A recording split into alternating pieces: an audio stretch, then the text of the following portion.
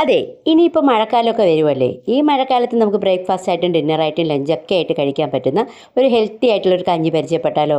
അതും വളരെ എളുപ്പം ഉണ്ടാക്കാം. എല്ലാവർക്കും ഒരുപോലെ ഇഷ്ടപ്പെടുന്ന ഒരു അടിപൊളി കഞ്ഞി.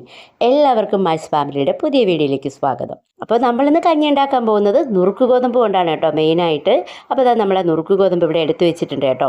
ഒരുപാട് നാരുകൾ കൊണ്ട് സമൃദ്ധമായതുകൊണ്ട് തന്നെ നമ്മുടെ ശരീരത്തിൻ്റെ ദഹനപ്രക്രിയ എളുപ്പമാക്കാനും ശരീരത്തിന് ഊർജ്ജം നൽകാനും ശരീരഭാരം കുറയ്ക്കാനും ഒക്കെ സഹായിക്കുന്ന ഒരു സൂപ്പർ ഫുഡാണ് കേട്ടോ നമ്മുടെ നുറുക്ക് ഗോതമ്പ്. അപ്പോൾ തന്നെ നമ്മൾ ആദ്യം തന്നെ കഞ്ഞിക്ക് വേണ്ടിയിട്ട് കുറച്ച് ചെറുപയറാണ് എടുക്കുന്നത്. ചെറുപയർ കുറച്ച് അധികം എടുക്കണം, ചെറുപയറിനേക്കാളും കുറഞ്ഞ് നിൽക്കണം കേട്ടോ ഗോതമ്പ് എടുക്കുമ്പോൾ. അപ്പോൾ തന്നെ നമ്മൾ നുറുക്ക് ഗോതമ്പ് നമ്മുടെ ചെറുപയറിനേക്കാളും കുറച്ചും കൂടെ കുറച്ചെടുത്തിട്ടുണ്ട് കേട്ടോ. ഇനി നമുക്കിതൊരു പാത്രത്തിലോട്ട് തട്ടി കൊടുക്കാം. ഇനി അടുത്ത് നമുക്ക് കഞ്ഞിക്ക് വേണ്ടത് അരിയാണ് കേട്ടോ. സാധാരണ ഞങ്ങൾ പച്ചരിയാണ് ഉപയോഗിക്കുന്നത്. പച്ചരി ഉപയോഗിക്കുമ്പോൾ നല്ല ടേസ്റ്റാണ്. അപ്പോൾ പച്ചരി ഇല്ലാത്തതുകൊണ്ട് ഞാനിന്ന് ബ്രൗൺ റൈസാണ് എടുത്തിരിക്കുന്നത്. അപ്പോൾ നിങ്ങൾക്ക് ബ്രൗൺ റൈസോ നമ്മുടെ റേഷൻ അരിയോ അല്ലെങ്കിൽ പച്ചരിയോ ഇതിന് വേണ്ടി ഉപയോഗിക്കാം കേട്ടോ. ഏത് ഉപയോഗിച്ചാലും ടേസ്റ്റ് അടിപൊളിയാണ്. ഇനി നമുക്കിത് നല്ല രീതിക്കൊന്ന് കൈകൊണ്ട് മിക്സ് ചെയ്തിട്ട് എല്ലാം നന്നായിട്ടൊന്ന് കഴുകിയെടുക്കണം. ഒരു 4-5 വെള്ളമെങ്കിലും നല്ല വൃത്തിയായിട്ട് കഴുകിയെടുക്കണം. അപ്പോൾ നമുക്കിതാ ഈ വെള്ളമെല്ലാം മാറ്റി ഒരു 3-4 വെള്ളം കൂടെ കഴുകിയിട്ട് വരാം കേട്ടോ. അപ്പോൾ അത് നമ്മുടെ അരിയും പയറും ഗോതമ്പും എല്ലാം നന്നായിട്ട് കഴുകിയിട്ടുണ്ട്. ഇത് നമ്മൾ കഞ്ഞി വെക്കുന്നത് കൊണ്ട് തന്നെ പയറെല്ലാം വേവാനായിട്ട് അധികം സമയം എടുക്കുന്നത് കൊണ്ടും കുക്കറിലാണ് വെക്കുന്നത്. അപ്പോൾ കുക്കറിലേക്ക് നമ്മുടെ കഴുകിയ പയറും ഗോതമ്പും അരിയും എല്ലാം ഇട്ട് കൊടുത്ത് നമുക്ക് വേവാനാവശ്യമായ വെള്ളം വെച്ച് കൊടുക്കാം കേട്ടോ. ഒരുപാട് വെള്ളം വെച്ചാൽ ഇതെല്ലാം പുറത്തോട്ട് പോവും. അപ്പോൾ ആവശ്യത്തിന് വെള്ളം ഒഴിച്ചിട്ട് ഒരു തവി കൊണ്ട് ഇതുപോലെ നല്ല രീതിക്കൊന്ന് ഇളക്കി കൊടുക്കാം. ഇളക്കി കൊടുത്തിട്ട് തന്നെ നമുക്കിതൊന്ന് വേവിക്കാനായിട്ട് അടുപ്പിൽ വയ്ക്കാം.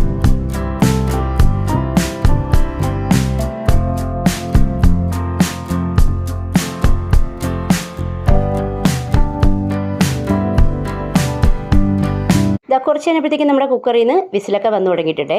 ഞാനൊരു 5 വിസിൽ വരെ കേൾക്കാനായിട്ട് വെച്ചിട്ടുണ്ടായിരുന്നു കേട്ടോ. നമ്മുടെ പയറും അരിയൊക്കെ ഓരോന്നും ഓരോ വേവാണ്. അപ്പോൾ അതനുസരിച്ച് വേണം കേട്ടോ വേവിച്ചെടുക്കാനായിട്ട്.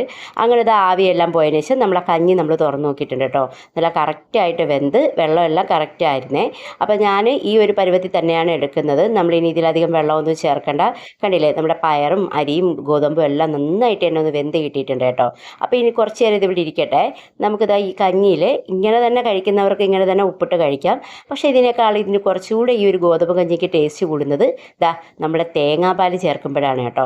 അപ്പോൾ പിന്നെ നമുക്ക് ഇതിന് കുറച്ച് തേങ്ങാപ്പാൽ എടുക്കാം. നല്ല കട്ടിയായിട്ടുള്ള പാൽ തന്നെ എടുക്കണം കേട്ടോ. അപ്പോൾ ഞാൻ മുഴുവൻ തേങ്ങ എടുത്തിട്ടില്ല, അതിൻ്റെ ഒരു കുറച്ച് ഭാഗം മാത്രം എടുത്തിട്ട് പാലിവിടെ എടുത്ത് വെച്ചിട്ടുണ്ട്. പിന്നെ കഞ്ഞി നമ്മൾ ഒരുപാട് വെച്ചത് കൊണ്ട് തന്നെ എല്ലാത്തിലും തേങ്ങാപ്പാൽ ചേർത്താൽ പിന്നീട് അതങ്ങ് ചീത്തയായിപ്പോവും. അതുകൊണ്ട് നമുക്ക് ആവശ്യമുള്ള കഞ്ഞിയിൽ മാത്രം തേങ്ങാപ്പാൽ ചേർത്ത് കൊടുക്കുന്നുള്ളൂ കേട്ടോ. അപ്പോൾ ആദ്യം തന്നെ നമുക്ക് കഞ്ഞിയിലേക്ക് നമ്മുടെ ടേസ്റ്റിന് ആവശ്യമായ ഉപ്പിട്ട് കൊടുക്കാം. എന്നിട്ട് നമ്മൾ എടുത്തു വെച്ചിരിക്കുന്ന ആ കട്ടിയുള്ള തേങ്ങാപ്പാൽ അതിലേക്ക് ഒഴിച്ച് കഞ്ഞി നന്നായിട്ടൊന്ന് മിക്സ് ചെയ്ത് കൊടുക്കണം. ഈ തേങ്ങാപ്പാൽ കഞ്ഞിയുടെ എല്ലാ ഭാഗത്തും ഒന്ന് കറക്റ്റായിട്ട് വരുന്നത് വരെ നമുക്ക് ഇളക്കി കൊടുക്കാം. ഇതിപ്പോൾ കണ്ടില്ലേ, നമ്മുടെ കഞ്ഞിയുടെ കളറൊക്കെ നന്നായിട്ടൊന്ന് മാറി വന്നിട്ടുണ്ട്. നല്ലൊരു സ്മെല്ലും വരുന്നുണ്ട് കേട്ടോ. നമ്മുടെ മക്കൾക്കൊക്കെ ഉണ്ടല്ലോ, ഉറപ്പായിട്ടും ഇത് ഇഷ്ടപ്പെടും. എല്ലാവർക്കും ഒരുപോലെ തന്നെ ഇഷ്ടപ്പെടും. വളരെ എളുപ്പം തന്നെ തയ്യാറാക്കി എടുക്കാമല്ലോ. അപ്പോൾ തന്നെ നമ്മുടെ നുറുക്ക് ഗോതമ്പ് കൊണ്ടുള്ള കിടിലം കഞ്ഞി ഇതാ ഇവിടെ റെഡി ആയിട്ടുണ്ട്. ഇത്ര ഉണ്ടാക്കാമെങ്കിൽ പിന്നെ ഒന്ന് ടേസ്റ്റ് കൂടെ ചെയ്ത് കാണിക്കാമല്ലോ. ഞാൻ എന്താ കുറച്ച് ടേസ്റ്റ് ചെയ്യാനായിട്ട് എടുത്തിട്ടുണ്ട് കേട്ടോ. ഇതിൻ്റെ കൂടെ ഞാൻ അച്ചാറാണ് എടുത്തത്.